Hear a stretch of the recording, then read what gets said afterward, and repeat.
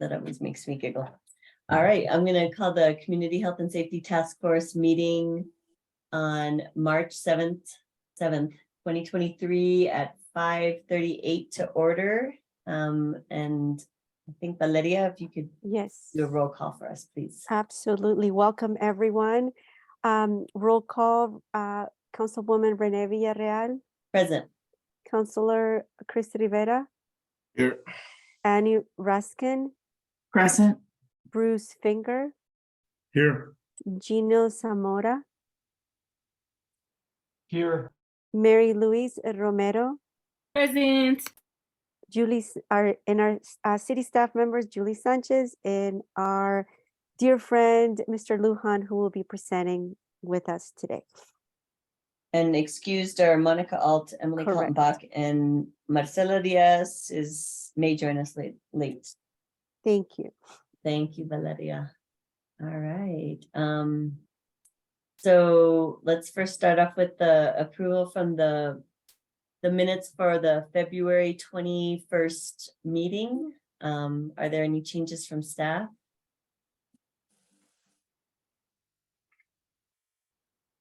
Hearing nothing from Julie. Are there any changes from task force members? All right, No move for approval. great. I second. Second. Got a second too, but we'll go with Bruce as a second. And can we get a roll call, please? Absolutely. Councilwoman Renee Villarreal, Yes.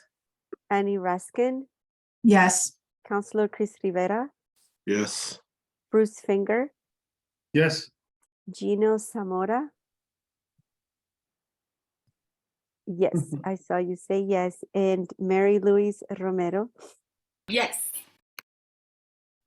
back to you. Great, thank you.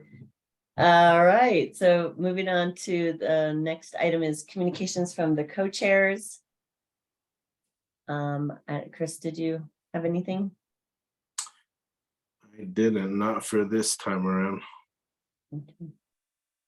Neither do I. I don't have anything at this time. So let's move on to communications from staff and facilitator. I definitely have some time-sensitive updates, team. As you have noticed, my email communications this week, we have our presentation quarterly update to the governing body on March 29th, but our internal deadline for a quarterly report is due March 15th.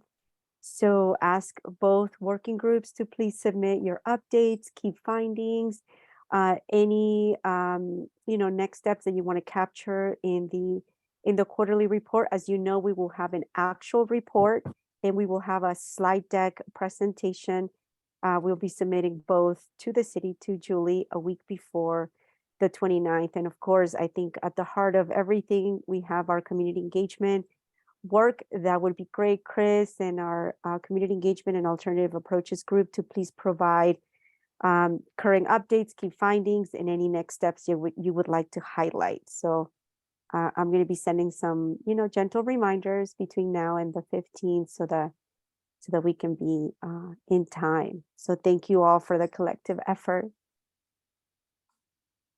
And I'm complete. Back to you, Renee. Thank you, Valeria. Julie, did you want to join or say anything or add any wisdom for the night? No, I don't have any updates actually at this time, but thank you. Thank you. All righty. So moving on to presentations, and we have our distinguished guest, Roberto Lujan, who's our new RECC director. And welcome. We're happy that you made time. I know your schedule's pretty hectic and busy, and so we really appreciate you joining us. And really, we just wanted to hear from you. Maybe you could say a little bit about yourself and your background. And I actually don't know when you officially started for RECC, so maybe you could tell us a little bit about that. And then I don't know if you have a prepared presentation that you want to provide us. That might be great. And then I'm sure it will just give us a little bit of background about what RECC does, and then we can go from there. And then we'll make sure if you can have access, let us know. Definitely, yes. Thank you all for having me. Glad to be here and let you all know what we're doing here. So I'm Roberto Lujan, born and raised here in Santa Fe. Started off here at RACC as a dispatcher in 2006. Promoted to supervisor in 2009. Left RACC to Los Alamos County to be their training coordinator and accreditation manager in 2014. Received my center manager certifications from Fitch and Associates, as well as NENA, the National Emergency Number Association. And then in March of last year, March 26th, I came back to RACC as the center manager. The director then resigned, and I became interim director in June of last year, and then became permanent director in August of last year. So that's my backstory. I initially came into dispatch with the intent to promote to be a paramedic or a police officer, and found that my passion was really here in dispatch. Realized I was able to help more people on a daily basis in dispatch, and I was out on the field, because we answer so many phone calls, so many medical calls. We save lives every day, and it's really a rewarding feeling. So I stayed here and continued that path. So now I do have a presentation. If I could share my screen, is that possible? I think so. You should have access. Let us know if it works. Yeah, okay, there we go. Great. All right.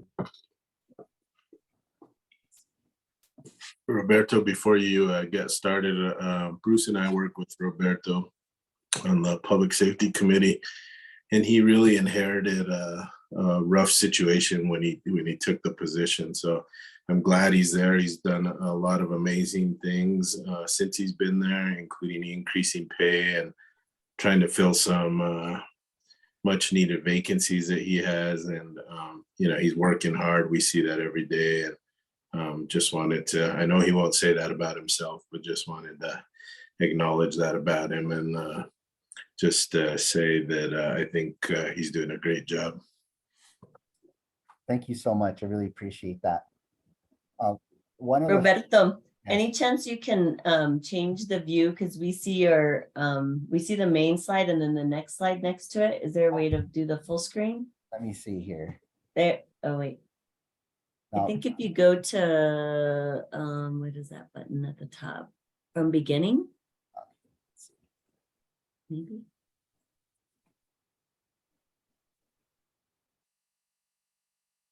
let me try this again. For some reason, my display switched to the TV monitor that I have up. Give me 1 second. Sure.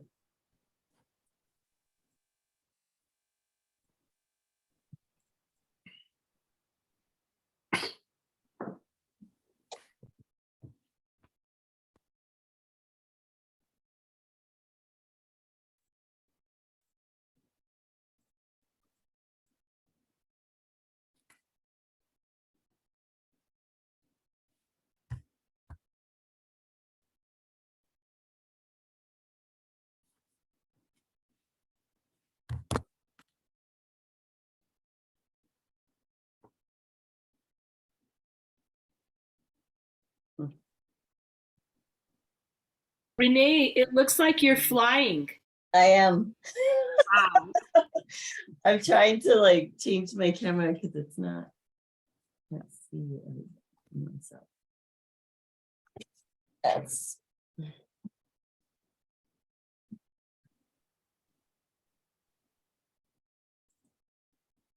there anything we can help you with, Roberto? Let's see. Give me 1 sec. No problem.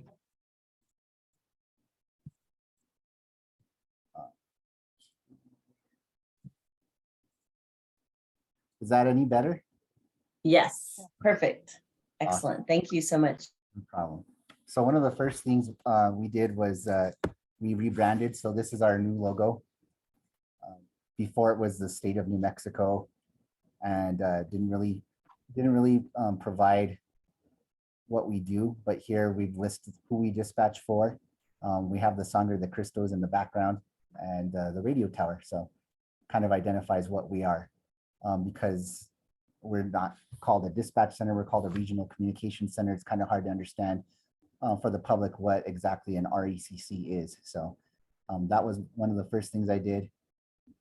So the RECC receives emergency and non-emergency calls for the Santa Fe County Sheriff's Department and Animal Control, the Santa Fe County Fire Department and Mobile Crisis Response Team, the Town of Edgewood Police Department and Animal Control, the City of Santa Fe Police Department and Animal Control, the San Miguel County Emergency Medical Services that we dispatch for as well. And we also receive and transfer calls regularly regarding utility problems, traffic signal outages, and other non-public safety related situations that occur. We are pretty much the hub for information for the community. And they don't know who to call, they call dispatch. So that's a lot of responsibilities for our staff. And again, those are the agencies. So we're governed by a joint powers agreement, and that is the chief of every agency, the city manager, the county manager, and a member at large that governs the RECC. And they contribute based on call volume, determines how much each agency contributes to the RECC for capital purchases. And my title, the RECC director, answers to the board of directors and ensures there's clear communication amongst stakeholders. We have quarterly board meetings, but I've asked that they be increased to bi-monthly for better communication and just to make sure we're all on the same page. As far as organizational structure, we have RECC director. We have a center manager, but that is going to change to a deputy director to provide more support to myself and any future directors and give them more authority in the absence of a director. And we have 5 administrators, 4 shift team leaders, which are shift supervisors, emergency communication specialists 1, 2, and 3, as well as trainees. With that being said, we are changing those job descriptions so that there's going to be an emergency communication specialist basic, an ECS advanced, a 2, and a 3. The basic and advanced positions are going to focus on those non-emergency and emergency phone calls. The basic will only handle law enforcement and non-medical related calls. If they want to promote to advanced, they'll have to fill out a letter of intent, and then they'll have to take training for the emergency medical dispatch certification that's required. Then they'll promote to an ECS advanced and be able to handle medical calls as well. The reason that we're doing that is because the radio operators are currently inundated with phone calls and having to maintain and monitor a public safety radio at the same time. So we're focusing on the call volume and trying to get that addressed so that the radio operators have some relief and are able to focus on what their main job should be, which is monitoring and keeping all responders safe. This slide this point right here, RECC is fully staffed at 45. We're actually fully staffed at 50 now. We had some frozen positions that were just unfrozen. So we're fully staffed at 50 positions, and we're currently staffed at 25 with 20 vacancies. 25 vacancies now with the 50. So here's our organizational chart. And you can see that we are severely understaffed right now, but that's our chart there. And we have our training coordinator, Marshall Dean, who does the initial orientation of dispatch and gets everybody registered for the classes that they need to take to become a certified dispatcher. Julie Salazar, she's our CAD specialist and mapping specialist. So anytime that a new address is created in the city or the county, she makes sure that gets added to our system so that we have accurate information. Again, the deputy director, which is vacant, that's going to be filled soon. They're going to be able to be in charge of all of the floor staff, make recommendations, and consult with me on any technology and software implementations that they feel is needed. Lisa Chavez is our NCIC coordinator. That's the National Crime Information Center. So she controls access to all the warrants, who gets access to that information. If the warrants are being entered incorrectly, she makes sure that that's corrected and trains the staff on how to properly use that system. And then we have our quality assurance specialist, Glenda Ortiz, who reviews calls periodically for quality assurance and also provides any IPRA requests to the courts as well. So we often refer to our staff as dispatchers, but the The preferred term is now public safety telecommunicator. And that's in an effort for our staff to get the public safety recognition that they deserve, as well as the public safety retirement benefits as well. They are required to maintain licenses and certifications. They must attend a 3-week public safety telecommunicator academy at the Department of Public Safety, where they have to actually board and live at the state police DPS headquarters for 3 weeks. They attend the DPS accredited training. They to maintain that license, they have to receive 20 hours of continuing education credit hours biannually to maintain that. So there's a lot that goes into that license alone. They also have to attend the International Academies of Emergency Medical Dispatch. It's a 32-hour certification to be licensed to process calls of a medical nature. They have to attend 24 hours of emergency medical dispatch related training biannually to maintain that license. There's also a New Mexico Department of Health Emergency Medical Dispatch license that authorizes our staff to process medical calls within the state. They have to attend 24 hours of New Mexico Department of Health accredited training related to medical emergencies. And they have to have a CPR for healthcare provider certification, which must be renewed biannually as well. So the RACC staff is responsible for gathering all pertinent information for responders. Who, what, where, when, why, and weapons is one of the main things, first things we teach our dispatchers so that they gather accurate information that can be relayed to responders in a timely manner. Relaying this information to the public safety responders is their task, to make sure it makes sense before they dispatch it out. Tracking location of responders and all information responders provide over the radio is very important. They have to document when they have someone in custody, when someone's detained. It all has to be heard and understood clearly by our staff. So that way, when it goes to court, everything makes sense and they're able to prosecute. They also run criminal history on staff and motor vehicle, criminal history on suspects or subjects that need to be ran for police, and motor vehicle information as requested by officers. They enter warrants, stolen vehicles, stolen items, stolen guns, and missing persons as requested by officers and respective courts into our national crime database. They provide patient care on medical calls, including CPR, Narcan, EpiPen, wound care, and more, including delivering babies. So we had a dispatcher that delivered a child in August, I believe, and we had one that was in the process of delivering a baby about a month ago, and fire responders arrived on scene and finished that delivery. Last year, we handled 374,044 phone calls.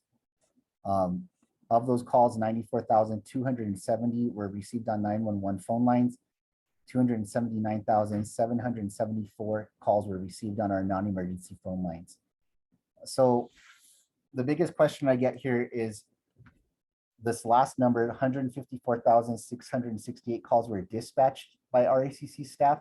So that's quite a big difference between the actual calls received in the center and the actual calls that required a field response. And the reason for that is that we receive a lot of calls that are either not for our agency, or we transfer them to Espanola, Sandoval, Albuquerque, wherever they might be. So a call is not entered into our system. It's just a phone call. Or people are often called for information on how to pay their gas bill. They got a parking ticket from the parking enforcement and they try to dispute it with us. So we have to point them in the right direction. And frequently, a lot of those calls are from people who just don't know who else to call, so they call us. Right now, the staffing levels are insufficient due to the amount of call volume. So like I said, now it's a 50% vacancy rate. So if you can imagine the limited amount of staff that we have trying to answer 374,000 calls, it is pretty stressful. Administrators are consistently covering hours, dispatching, myself included. I'm on the floor frequently, sometimes in the middle of the night, sometimes on the weekends. Just depends on when I'm needed. I'm here. And the floor staff are frequently working 16-hour shifts right now. We did initiate a rapid hire event downtown at 102 Grand at the County Administration Building to encourage citizens to apply. We were able to decrease staffing vacancies for a moment from 66% to 44%. But the newly hired staff are getting trained on phones, and they can't work a radio until they attend the academy, they get their certifications, and we're confident that they're able to maintain the responder safety on that radio. So it does take about 9 to 12 months for someone to be fully functional within the center. They have to learn how to train on phones. Then they move on to, for example, the sheriff's radio, then the police radio, then the NCIC radio, and then the county fire radio, and then the city fire radio. And dealing with different agencies, they all have different protocols, procedures that we need to follow and remember. So we got to make sure that our staff has that all memorized or is able to guide themselves and lead themselves through different situations with different responders. So again, we assisted in a salary study to provide a 10 to 31% pay increase for staff across the board last year. We've rewritten the job descriptions, which I mentioned, to provide clarity of job duties. And the promotions were based on years of service before I got here. I've now combined that to be with certifications now as well. So they're not just going to promote because they've been here for 6 years. They're going to promote because they received the right certifications to be entrusted with the position that they want to promote to. The rapid hire event, again, was a big success for the most part. We got a lot of applicants. Some people didn't qualify due to their criminal history record and stuff like that, but we did get some quality new hires out of that are in training right now. We rebranded the RACC to have a new logo, and we also now have a social media presence, which is Instagram and Facebook. I encourage you all to follow us on those pages. That's the Santa Fe Regional Emergency Communications Center. And we are recognizing our staff for their incredible work and achievements. So these 3 staff members, Marshall Dean in the middle, Ashley Woods on the right, and Julie Salazar on the left, I sent them to the same center manager certification program that I went to when I was in Los Alamos. And it's just good to have redundancy and knowledge of what each other's job duties are in the absence of those positions. And they have contributed, since we haven't had a center manager or deputy director in the position since I took over as director, they have been able to contribute and understand what I need to continue to keep the RACC running. So it's been very helpful. We have a new building that should be ready by the end of this summer to move into. It's going to be in the same address, same parking lot that we're in. It's just further back. It's going to provide more room and space for our dispatchers, and our admin staff will have their own offices, because right now they're on the floor next to the dispatch cubicles, which makes it hard to complete our work. We're advertising positions nationwide, as our pay rates are now competitive or better than other agencies around the country. Again, the center manager position is going to be a deputy director to provide more support to operations and the director, and also have more administrative responsibilities as described as the center manager. So that's something that I really pushed for and we got. Development of a structured training program that is aligned with current national standards. We're working on that right now. Our training manual when I came in had not been updated since I was a dispatcher here. So that is being fixed. There's a lot of directives that were verbally given, but never in writing. So I'm working on catching up on all of that stuff to make sure we have everything in writing. I've also secured access to 24/7 public safety responder counseling for all of our staff members. So if they take a really bad call in the middle of the night, we can contact the mobile crisis response team. They're trained in first responder counseling, and they're available to us any time of the day or night. They're also available for critical incident stress debriefings, where we can set us data after an incident, set a date ahead of time, have them come in, we can air out what happened and just get it all out there and hopefully provide the help that our staff need. I'm also, as you can see, these 3 attended the center manager certification program, like I said, which I'm also reaching out to other trainings to provide to our staff. We had 4 staff members graduate from the communications training officer program as well, which they had not attended. So now they're certified to actually train the new hires and get them to where they need to be. And we'll continue to do that. We'll look at national conferences and start sending them to those as well, which most of our staff have never been to a national conference. It's very important. It provides a lot of information about future technology, and public safety trends and all that stuff that they need to know about. So we'll get them out of the hole they've been in and out and learning. This is David Crespin. He delivered the baby earlier this summer, and this is part of the recognition that they were not receiving in the past. So we pushed this out to social media with his permission, gave him a certificate. It's a big deal. I mean, in the 16 years that I've been around, I've only delivered 2 babies. So some people never deliver one. So we make sure that we honored him for that. And they save lives daily, like I said. They help bring life into the world. We also had our NCIC coordinator, who I mentioned, Lisa Chavez. There was a severe accident on I-25 northbound by, I believe, the Glorieta exit. The gentleman went head on with another vehicle. He thought he was going to pass away. He was entrapped. His legs were crushed. Lisa was able to keep him on the phone and connect him, stay on the phone with him and connect him to his wife so that he could say bye to her. But he ended up surviving. And now they actually want to meet Lisa and recognize her for her compassion and empathy. So those are the kind of calls that we take on a fairly regular basis that deserve recognition. And also we need to make sure that our dispatchers are getting the counseling that they need for handling that type of situation. So I've secured that kind of access for them. And that's pretty much all I have for this presentation, but I'll stand for any questions or anything else, and I really appreciate your time. Excellent. Thank you, Mr. Lujan. What a exciting and I have to say stressful job you have and your team. I don't think people realize the extent and the fact that you're saying that not only with the emergency calls for 911, are you saying that people are calling 911 just to get regular questions about services and resources as well? Yeah, so they call the non-emergency line frequently for non-dispatch related functions, but they also do call 911 for stuff that we can't help them with, you know.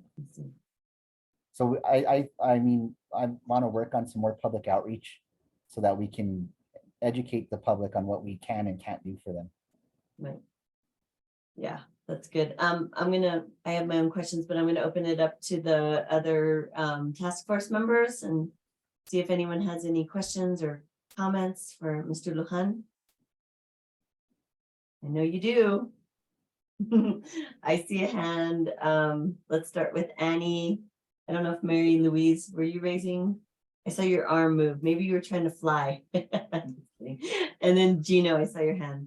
It's a very impressive presentation, Mr. Lujan. It sounds like you really have organized like the infrastructure of it and taking care of your staff and recognizing them and supporting them. Really impressive. And I noticed when you, with your breakdown of who the employees were and what level, there's hardly anyone for the level 3. And I think there was 15 trainees. So almost all your staff are trainees. And I'm curious because as Councilor Villarreal said, it is a stressful job and high intensity. How many of those do you think are going to stick with it and make it through the 15? The most recent study that I've read, and also in my experience, the average dispatcher lasts anywhere between 18 and 36 months before they decide to find another job. So, and when I was hired, I was one of 11, and after 2 years, I was the only one left. So any ideas how to increase retention? It sounds like you're addressing some of those now. Yes, definitely. So with the pay increase, I believe that's going to attract more applicants. I'm working on possibly a retention bonus and hiring bonus for experienced staff because that's where we're really lacking. A lot of people, as my understanding, this is while I was gone in Los Alamos, but about 3 years ago, RACC lost about 7 dispatchers to Sandoval County because those dispatchers lived in Rio Rancho already. And even though they took a pay cut, the commute was much shorter, so they took that option. So we're going to have to work on some creative ways to attract these people back. I think the hiring bonus would be a great factor in that. Thank you. Annie, did you have any other questions? Okay. I'm going to move on to Mary Louise and then Gino. Roberto, thank you so much for sharing your expertise. And I just want to celebrate the fact that you celebrate your staff. And that is a really good reason for them to stay an extra 18 months, right? But I have a question, and it's maybe aside from having turnover, because I know my niece was a dispatcher. I know you call them something else now. I forgot what that was, this fancy word. But my question is, what's the hardest thing that's part of your job? What is the hardest thing that you have to deal with on a day-to-day basis, As a with dispatcher, staff or whatever? for the staff themselves, it's the fact that they're multitasking and they might be giving CPR on the phone while an officer is calling out that he's in a foot pursuit at the same time. And we kind of internalize that or take that stress, and it's like, I'm responsible for this person's life on the phone and that officer's life out on the field, and I have to figure out how to prioritize both of them at the same time and handle both tasks at the same time. In addition to that, what isn't helping is the staffing levels. So they're doing that while working a 16-hour shift. They're exhausted, their brain's already tired, and then they come across this mess that they're having to deal with at the same time. And that's the biggest issue.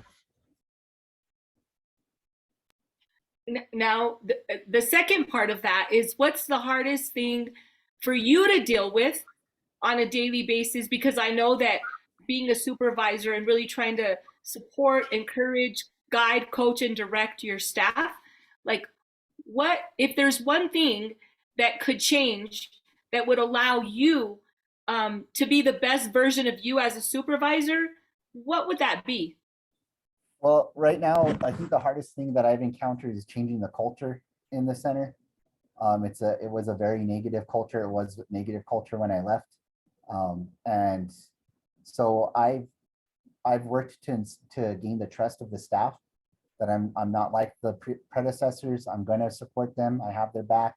I think that's the hardest part for me. And what would make it better is getting this deputy director position filled, because I'm going to find someone that's like-minded, that's pro-dispatch, that's pro-employee, and that's going to help me give that direct support to the staff. Because right now, I am the center manager and I am the director at the same time. So I'm doing the staff, working on the budget, working the floor, working on staff confrontation, staff issues, stuff like that as well. So that support is what I need. So we'll have Counselor Villarreal and Chris, maybe you guys could help him get some good help since y'all have that. You wear that hat that's kind of like fancy. Help a homie out. Maybe Roberto, you could explain how the financial structure works for our ECC, because it's not just city, and actually the majority, well, I'll let you explain.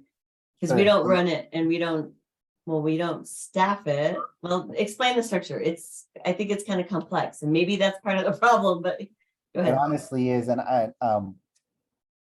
coming from Los Alamos County, we only dispatched for one agency. I was acting director there for a couple of months, and so I'm still learning the processes here. Whereas like in Los Alamos, if we needed something, we asked the chief of police and we got it. Well, here in Santa Fe, we have to present what we have. We have to present our operational budget, our capital budget. The operational budget is covered by Santa Fe County, and that includes employee salary and benefits. The capital purchase request, anything over 5,000, needs to be presented and approved by the RECC Board of Directors. And that approval is just approval to go to their local governments to find the funds. And they could come back and say, our local government didn't approve this, so we're not able to support what your request. So anything over 5,000, that's considered a capital request. That doesn't include software or maintenance of anything. That would be, that again, would go into the operational budget. So it's hard to get the equipment that we need. It takes such a long time to present and get that stuff acquired that by the time we get it, some of the stuff becomes obsolete. So there's talks about revisiting the JPA and having it rewritten and restructured in a more supportive form. But the town of Edgewood contributes 20% or $20,000 to capital requests, which whatever is less. And the city and county split the rest of the remainder of the amount 50-50. And Yeah. I think. Yeah. Go Sorry, ahead, back Chris. to Mary Louise's question. The hiring is all through the county, correct? That is correct. They are county employees. I'm considered a county employee, but my supervisors are the board of directors. Can you also, because that slide you went fairly quick on who makes up the board of directors, it's a chief for each jurisdiction and agency, right? Sure, So yeah. that's Edgewood, Santa Fe County, well, that's Santa Fe County, City of Santa Fe. Who am I missing? So yeah, let me go over it. It's Yeah. the town of Edgewood police chief, the Santa Fe County sheriff, the Santa Fe County fire chief, the city of Santa Fe fire chief, the city of Santa Fe police chief, the city manager, the county manager, and a member at large, a member of the public. And the member at large is just, is that someone with law enforcement background or just? It doesn't have to be, it can be anyone, but it currently is a former police chief, Eric Wheeler. Okay. So as you see that board of directors, and especially the amount, I didn't realize 5,000 that you have to go through the board of directors for every single. That's hard, because that's nothing really. That's like a few chairs. So, have you all thought about that structure and might need to change? And does that mean then amending the joint powers agreement? That's correct. We have had discussions since I came in as director. And the chair of the RACC board is Chief Brian Moya, and he's been assigned the task of getting a committee together to work on revision of the JPA. Great. Mary Louise, I'm sorry, but you still have the floor. I took liberty to just explain the structure. I'm so grateful that you did. So sorry, Roberto. I wish we could have your back, but the truth is we have to knock on different doors. but there's doors we can knock on, right? You guys, I think we have to support. You're coming to share your expertise and your story. And if we're going to be a voice, we've got to be your voice too. Thank you so much. I really appreciate that. Do they look at calls also, like what or go to county and then what is city as well? Yes, we And break that down monthly. And as far as calls received and calls that are dispatched for the city and calls that are dispatched for the county. And I'd be happy to share a monthly report with you all. If you send me an email or whatever, I can do that every month. It's no problem. I think it'd be helpful. And maybe on just average, could you give us on average what that looks like? Yeah, I can give you the exact number for last month. Give me one moment.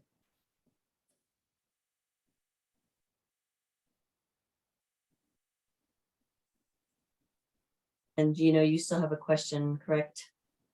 Great, okay. I haven't forgotten about you. All right, let's see here. So for February, the center handled 28,312 phone calls. Total calls received on 911 was 6,973. Total calls for service, which means calls that were actually dispatched, was 13,820. Of those calls, the city of Santa Fe calls were 8,143. That's police, fire, and animal control. And for Santa Fe County, the total call volume for their sheriff's department, fire, and animal control was 5,213. And for the town of Edgewood, it was only 413 calls for their police and animal control. Thank you. Mhm. Any other questions, Mary Louise, okay, thank you. Gino, go ahead. Okay, thank you, Roberto. And I'm glad to continually learn and understand more about emergency dispatch. One small thing that you had mentioned through your presentation, it's tiny because I help negotiate these and I actually write these. Try to use the word incentives on retention incentives and recruitment incentives. Bonus issues can get you in trouble. The use of the word bonus can get you in trouble. And because it's very important to have a new exchange of value to get the incentives, whereas bonuses imply I'm paying you for something you already accomplished. And so with governmental entities, we can't use the word bonus and we can't give bonuses. That's a small thing, but just wanted to help you out on that and help you on your language. Thank you. But two, I think my question has been asked, but I'm going to ask it differently. And I'm going to preface it by saying we're writing reports and making recommendations. And so broader wishes are hard for us to advocate. You know, rewriting the JPA, that's broad, very understandable. You've got to, we've got to learn, revise, improve, etc. But I think specific asks, I'm going to be a little bit more targeted as to exactness or being narrow on how can your JPA governments better assist you. And especially as it relates to the city of Santa Fe, what do you need? And you may be able to answer that now. You may transmit something to us, but again, as we were writing our reports and distilling all our information, it's easier to pinpoint some wish list items that can come from the city. Awesome. Yeah, thank you. And thank you for that on the incentives and bonus. Yeah, incentives is the right word. I'm sorry about that, but I will make sure I use that word. But as far as specifics on the JPA and how we can get more assistance from the contributing agencies, let me get some time to think about that really to clarify my thoughts, and then I'll provide something to you. Okay, great. I think that's where we can best look out for you and assist you. Okay, thank you. That's all I have. Let's see. So no more questions, Gino? Any other questions from members, Bruce, or I think Marcela's with us now. Make a note of that for hello for our agenda. I don't know if you got to hear any of the presentation, Marcela. It was good. And also just sobering the need and how many calls come in, and then the short staff issues we have at RECC. And then the structure of governance is, I think, challenging even just for us when we get things that come to the council. It's a weird way, a roundabout way to get stuff done. And as Director Lujan stated, anything above 5,000, it's a lot. That's just seems a little bit tenuous. So the other thing, I don't know if anyone else had questions. I have just a couple about like how you train. So now I guess let me step back. So the ARU unit, now that we have the alternative response unit, how do you think staff is currently responding to that alternative response, and do they understand how that can be a resource? Or I guess maybe you could just elaborate a little bit more about how you all integrate ARU in your calls coding and how it goes out into dispatch, and how you think that's working and how that could be improved potentially. Sure. So right now we enter our calls the same way we always have. But what happens with the ARU is they have a monitor, their status monitor, and they're going through the calls that are pending for service, and they determine if that is a call the ARU can handle or assist with or not. And then from there, once they see the call, they say Santa Fe ARU will be responding to the call at McDonald's or wherever it might be, and we assign them to that, dispatch them on that call. And so far, that's been working great. I imagine that if the ARU expands and gets multiple units, we might need to revisit that and come up with a standard operating procedure on how that's going to be assessed. But at the same time, the ARU provides a lot of counseling services and a lot of mental health services where ourselves in dispatch, we get training on when to recognize mental health crisis, but we don't have the authority to say that's an ARU call because we don't know exactly what they're going to be able to provide or not. So we leave that determination up to the ARU itself to make that decision. But it's working great right now. So you're saying if we will need standard operating procedures when we grow that unit. Definitely. Okay. Anything else on ARU? Did anyone else have any questions related to ARU? Bruce, I think you have your hand up. Not related to ARU though. Okay. Go ahead. Okay. So I had the fortunate happenstance to be involved in a multi-car crash on I-40 over by where 25 South, North, and Carlisle meet. It was 3 helicopters worthy. It was really horrendous. Anyway, I was the first one. I got over to the side. I was rear-ended. I wasn't real bad, but and there is a point to this, but I made the call initially to the Albuquerque, I guess 911. And what was really unusual, I sent the screenshots to the counselors, but I got a text message like about 3 hours after the incident asking for feedback on the incident itself. So I think I think that would need some extensive manpower, but do you know what the process, have you been apprised of that, what Albuquerque does? I mean, is that I'm guessing that's a hard process to do.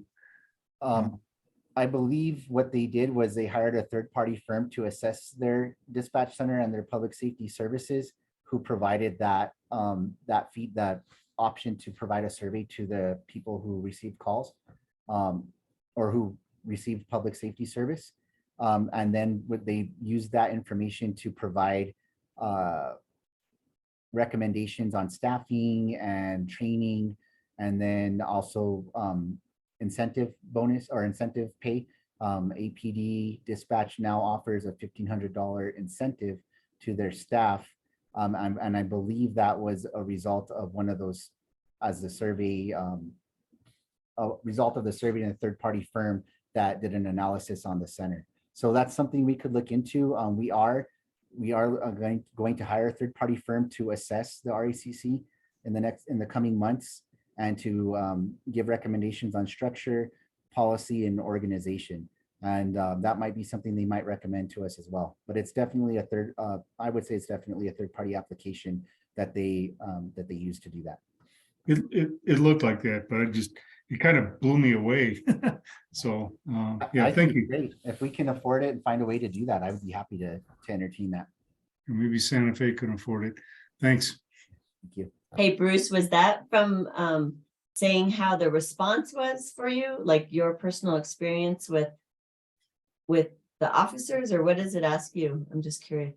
Kind of, sort of. I mean, I sent the screenshots. It was, let me see if I can. I sent that to you both in an email, I think. I didn't get it in an email. Okay. Yeah. I'll have to find it. And if I do, by the end of the meeting, I'll see if I can forward that to everybody here, these screenshots I made. Yeah, it would just be interesting if it's like customer service related, or like how you felt the response was by the emergency officer. I think it was all of that. So I'll take a look, and I'll find the text and forward the screenshots to you. Great, thank you. Let's see, any other, Chris, you're off mute. Did you want to ask a question or? I have some. You go ahead and ask yours first. Okay, I think the one thing I was trying to, you went through this about, each agency has their own protocols. Which the dispatchers with, actually you call them, the public safety telecommunicators have to learn about. So can you tell us a little bit more about what protocols you're referring to? Sure. So, for example, on the county fire side, if there's a structure fire, they might recommend different apparatus than the city recommends due to the landscape and geography of the county. So that makes a difference. You got to know if you're sending enough tankers or water trucks. Sometimes the city wants a different recommendation, dispatch recommendation. So we have to build that into the CAD. And also if the CAD goes down, the dispatchers are expected to know who to send without a recommendation. So there's things like that. As far as the county and the city, they have different processes for warrants. So if where the warrant gets sent to, if it goes to records, if it goes directly to the sheriff's records, if it goes to a clerk at the city, there's different processes for those agencies. So that's the main difference. And it gets very complicated because one day you could be working the sheriff's dispatch and the next day you're working the city dispatch. And it's like, now you have to push what you remembered from the sheriff's out to remember what the city does. And it's not, I don't think that needs to be changed, or maybe, I mean, if the sheriff and the chief wanted to meet and try and consolidate and come up with a general standard operating procedure for dispatch, I'd be happy to see that. But I understand their reasoning behind what they do and why they do it differently. So if it needs to stay that way, that's fine. Yeah, I guess I was thinking about it, but oversimplifying it, like, hey, is there a way to streamline that so that the processes are the same for efficiency purposes? And I don't know what that would look like because I don't know enough. Maybe Yeah, it Chris gets does. complicated because, I mean, the county deals with the magistrate court, the city will deal with municipal. And so those are two different entities or two different processes that have to be, honored. So that makes it Got it. complicated. So there's a different legal process too, as well. For the warrant specifically, right? Yeah, exactly. Okay. So these are not my words, but when I hear from constituents, the two things I hear about are that police do not get to the scene of the crime or the situation or accident in a timely manner. And they want to know why. And, obviously it's part of it is our staffing situation. And then the other complaint is that when they call dispatchers folks that are unprofessional and rude to them. And so I know there's more to the picture than that. And so I was wondering if maybe you could talk a little bit about that, if you've heard that as well. Absolutely. And how our ECC maybe acknowledges that. And I think also, how staff are treated does make a difference as to how they treat the public, or feeling empowered in their job to be able to support the community that's in crisis. So I don't know if there's something you want to share about those two complaints, and they may or may not. I guess that they may have indirect connections to RECC, and so I'm just wondering if you've heard that too, and if you could say more about maybe ways to ameliorate those situations. Definitely. So as I said before, when I came in last year was a very negative culture, and that was being reflected upon the callers. And so the main thing that I've taught our staff now is that we're the subject matter experts. The reason they're calling us is because they expect us to provide an answer to them, whether that be referring them to the right agency or getting them help immediately. We are responsible for that. And our job involves us dealing with the public, and whether we're getting yelled at by the caller or not, we don't reflect that or project negativity onto them. We need to remain professional. And I've addressed that issue with several staff members already, personally, one-on-one. I've presented in our meetings to our staff, that's not acceptable. That's not who we are. I've seen it, it's getting much better. I haven't received a complaint in several months on a call taker. So I do believe it's getting better, but again, developing a quality training program and a whole session, a whole segment on customer service is my intent. So that's what I'm working on. Thank you. And then just calls that come late. I don't know where the some people have said, well, maybe it comes from like a incorrect coding, and then the police don't necessarily get to the scene as quickly enough. But I don't know if that's, it's trajectory. I'm just thinking about what I've heard, and I don't know what the reality is really out there in the field. So we do get a lot of complaints on the within the city for the police department. Fire calls never penned, they're always dispatched immediately. But that's because it's based on station's location of the call and what station's going to respond. Someone's going to get out there right away. But for as far as law enforcement calls are prioritized. So if you get in a, it's going to feel like an emergency to you. Obviously, you get in a crash but there's no airbag deployment. You're not injured, but you're blocking the intersection of Cerritos and St. Francis. It feels like a real legit emergency, and it is. But what the public doesn't understand that at the same time, some guy is beating up his wife and nearly killing her on one side of town. On the other side of town, there's a fight involving multiple people, and we have to prioritize, is this what's life or death, immediate emergency?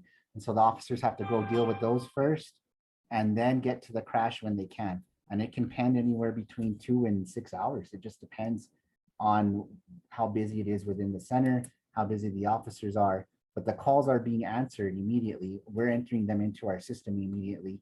And our dispatchers are trained to notify a commander of pending calls. I recommend every 20 or 30 minutes that they say, are you direct on the pending calls? We have a crash at Cerritos and St. Francis. That way we know that the commander is aware and he's doing the best he can to get someone out there. He's prioritizing on his end too. So I think the community is correct in saying that the calls do pend a long time, but it is based on prioritization, and we are dealing with the highest priority calls first. Thank you. Thank you. Chris, I'll hand it over to you or anyone else that might have more questions. Yeah, thanks on that last point, Roberto. Who prioritizes them? Is it the RECC or is it the police officer or the staff on duty? So our calls are already pre-prioritized based on the type of call. So it's up to the dispatcher if they perceive like, for example, a welfare check is a priority 3, which is one of the lower priority calls. But if the caller is calling in a welfare check on what they thought was maybe someone who might be in danger or immediate life safety threat, the dispatcher has the ability to up that priority to a priority 1, which makes the call red on the screen, which means the responders see this is a high priority call. I need to look at this, and the dispatcher knows that they need to advise a commander immediately. I've got a priority 1 welfare check in the Target parking lot. There was a report of a child alone in a car. And that's how that happens. But they're pre-built into our CAD with a assigned priority level. The dispatcher has the ability to change that up the priority based on the situation. And that's part of the protocol you were talking about? Yes, that's correct. Okay. Bruce, I saw your hand go up. You go ahead and then I'll follow up. I just want to let everybody know I did send out a put together a Word file. So I'm not sure if the screenshots are in order, but you have the gist of it, all the questions they asked me. So thanks. Thank you. And I think there's Marcela said if that slide deck you have, Roberto, if you could send that to us or email it to us so that everybody has. Absolutely. I will email it to you. Great. Thank you. So Roberto, your funding comes, besides capital outlay, comes 100% from the county, correct? That's correct. Yeah, and they did that by passing a gross GRT. The voters passed the GRT to provide funding for the RECC. It's my understanding that not all of the GRT goes to the RECC, it goes to the fire department as well. Right. Do you know how much comes to the RECC? I don't have an exact number. Okay. All right. And then you talked about retirement for your staff, the PSTs. Can you elaborate on that a little bit more? Because that may be an area where we might be able to help out. So right now, is Senate Bill 312 that's going to be heard. It's the passing of public safety retirement for dispatchers, public safety telecommunicators. That would give them the opportunity to retire at the same amount of time that an officer or a firefighter retires. That means that those of us that were here since we were grandfathered into the 25-year retirement, I would retire at 20 years instead of 25. And the other people, I'm not sure. I know it's years plus age for para right now for clerical positions, which is what we're considered right now. And it would switch over to the public safety retirement, which would be a shorter term. All right. And how would that help your staff? That would be a huge incentive to attract people into the positions. There's also people that left with like 14, 15 years experience that went on to pursue other jobs if they realized that they could retire in 5 or 10 years instead of sticking it out with the job they're in for another 30 years. I believe we would be able to attract more the experienced staff that left back into the center. Would they be eligible since their employment was not continuous? As long as it's my understanding that as long as they didn't pull their para money out, that they would be eligible. That's my understanding. Okay. I could be wrong, but I'm pretty sure that's the case.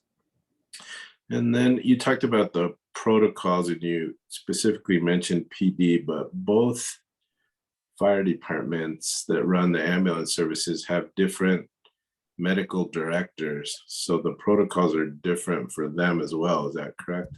That is correct. The county fire department and RECC share the same medical director and the city has their own. But you have your own REC or your own medical director as well. Is that right? We share the same medical director as the county. Oh, okay.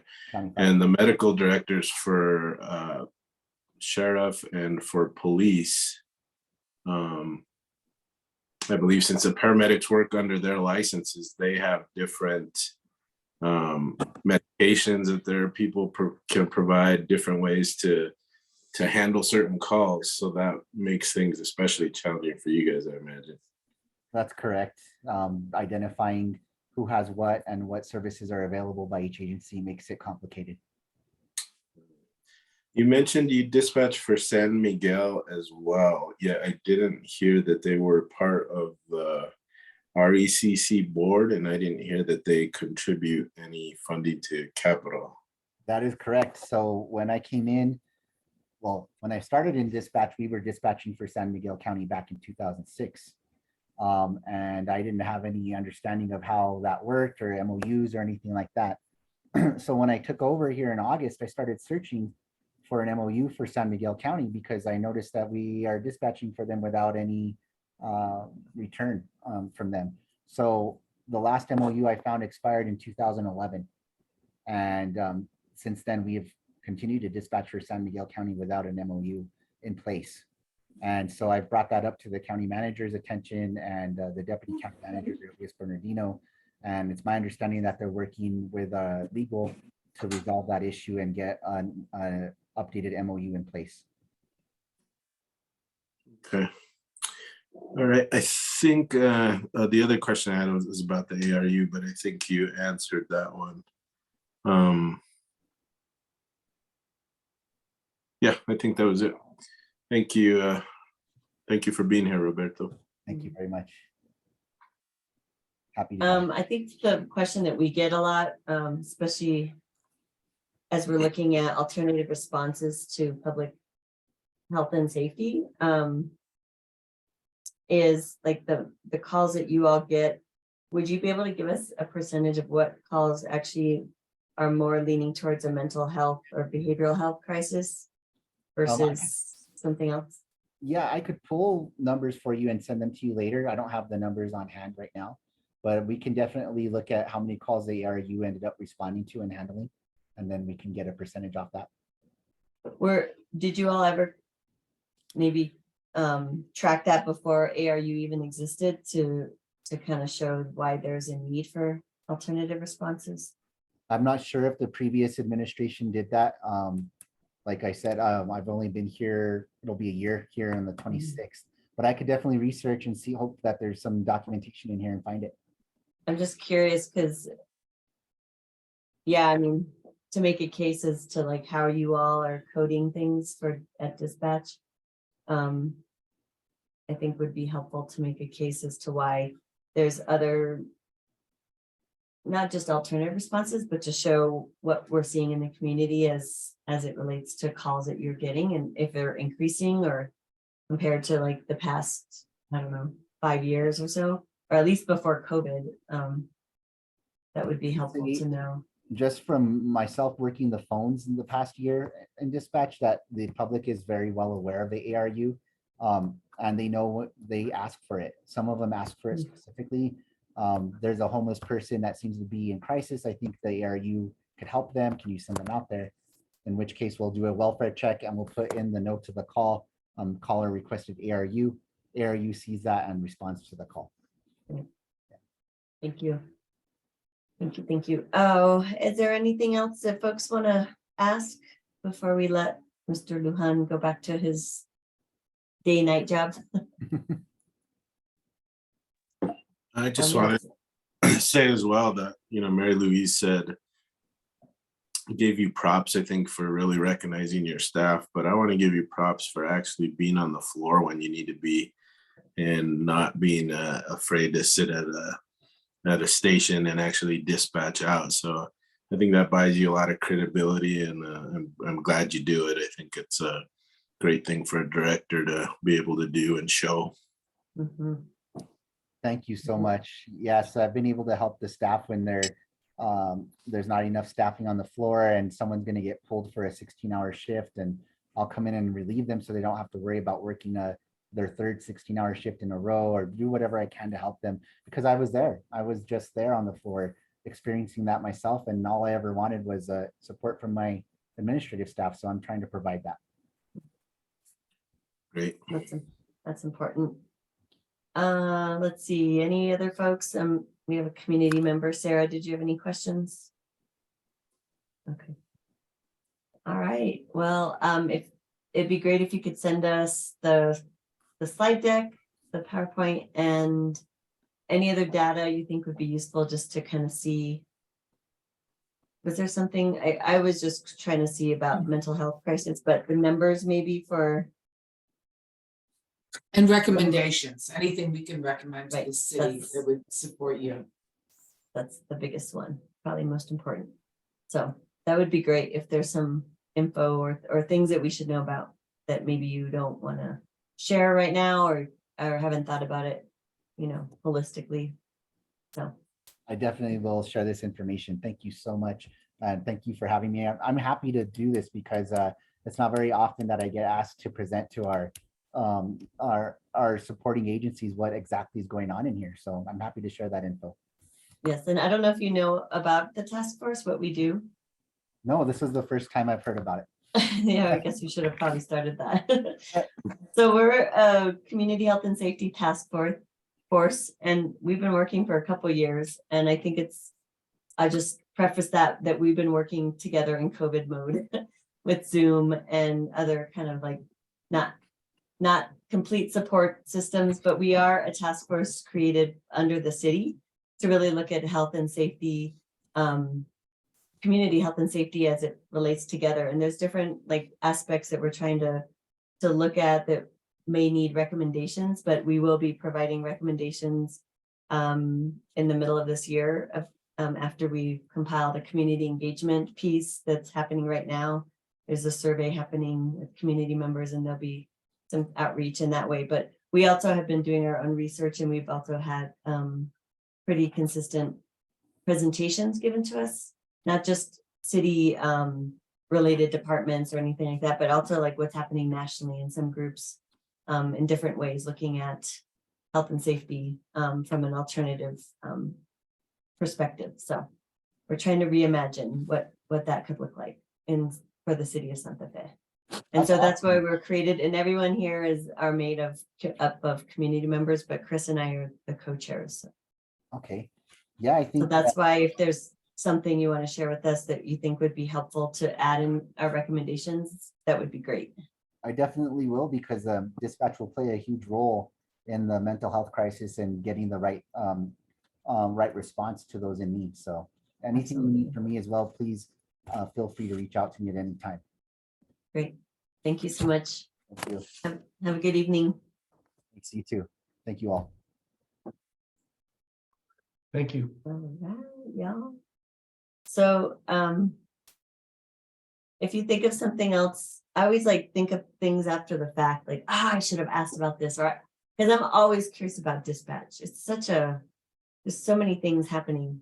Part of me wants to go visit, but not to intrude, but I'm very curious about that because there's a lot.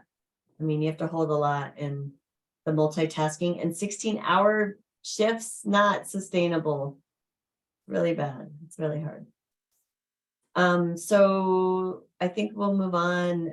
Maybe before, since we don't have that much time to go into our working groups, is there anything folks want to share now as it relates to like matters that we should be aware of? I think we told you we're going to be presenting at the end of the month to give our quarterly presentation to the governing body. And I think the bulk of that presentation is going to be preliminary findings from the surveys. So maybe when you all go into your working group for alternative responses and the community engagement piece, that you may discuss potentially like what that could look like and what makes sense to present at the meeting at the end of the month. And then simultaneously, Julie got an email from Dr. Sanchez about any community groups that he should be aware of. And for some reason, the email sounded like he hadn't talked with you all, with Mary Louise and Marcela and anyone else that had some preliminary groups. And so maybe that's something to make sure that you all are on the same page with Julie, and he's getting the accurate information of nonprofits or community groups that he needs to be connecting with. And I think, did you raise your hand, Marcela? Yeah, I just wanted to, I don't know, I think, so we have identified groups that are going to generate more surveys for hard to reach communities. And so we talked about that at our last meeting. I know Annie, we sent the link to Annie, and Somos is doing some, and Monica's doing some, and I believe you also have the link, Mary Louise. So we kind of did that, and that's what we were focused on. So I think this is the next phase for him, and there might just be some confusion on that, because we did say we were going to get hard to reach folks doing the survey, but this piece is I think, more in-depth interviews, and we just didn't know that we were starting that phase yet. But if we are, then let's do it. I just think there might be some confusion about those two different things. Maybe I'm the one confused. I don't know if Julie's listening in. Oh, there she is. Yeah, Maricela, that's correct. Like, I think there was a little bit of confusion. And I think now, so he's actually hiring students to start the next phase of surveying, which is the more in-depth interviews. And so thank you, Councilor Rivera. I got the information from you. And I'll go ahead and share that with him too, along with the update on the youth summit. So if you have contact information to reach those targeted populations, please send it to me as soon as possible. Sorry, I might have confused that. I didn't understand the email.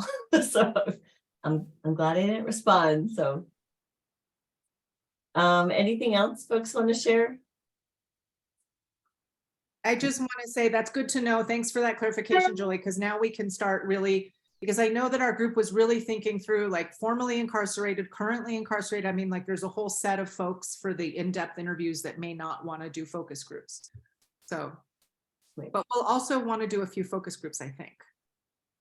Yeah, and I was gonna reach out to the subcommittee to see if there's other targeted populations, because I have a lot of contact information for other nonprofit groups that I can also share. So I'll just work with Val to reach out to you all and see if there's other kind of like, I'm thinking of, you know, interfaith, unsheltered folks, and, you know, some of those other kind of targeted groups. So yeah, we'll reach out shortly. Thanks, Julie. Annie, I think you have your hand up.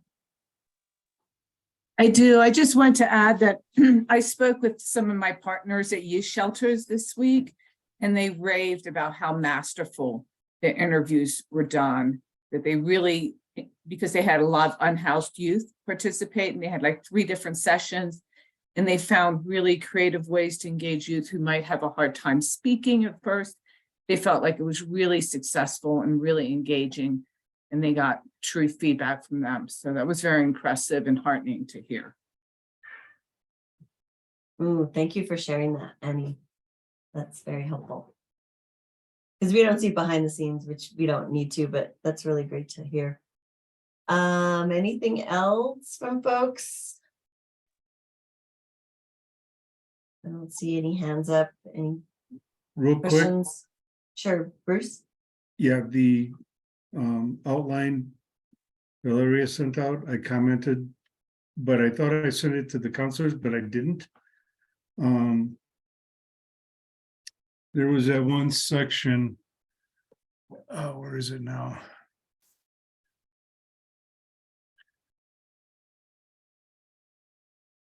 I gotta find the draft again. Okay, under the section where it says hiring practices, pay equity and gender balance policies, near the bottom before the graph, would that be the place where we would put information on that 30/30 initiative?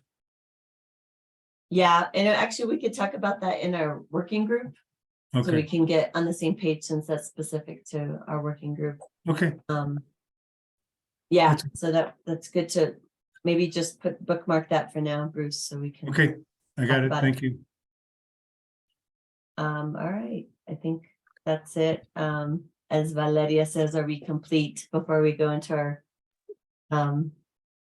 our breakouts, our fun Zoom breakouts? So much fun. Who's gonna do that for us? That Are you Valeria or ready? Just Julie? let me know. Is everyone ready?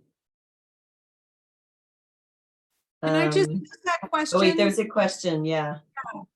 before we break out, please, to Annie, whether or not those young people were compensated? I'm just curious if there's money within the project that is available for compensation or not. You know what? That's a great question. And I actually just opened up the contract right now. There And it was a does budget say for that. incentives are included Mhm. for participating community members. Great. Take care, Valeria. Sending blessings to you. And we'll get that question answered, but I'm pretty sure that was part of the budget, Marcela. And Annie, you were muted, but I'm assuming that's what you said. Okay. All right. All right, y'all. Back into the Zoom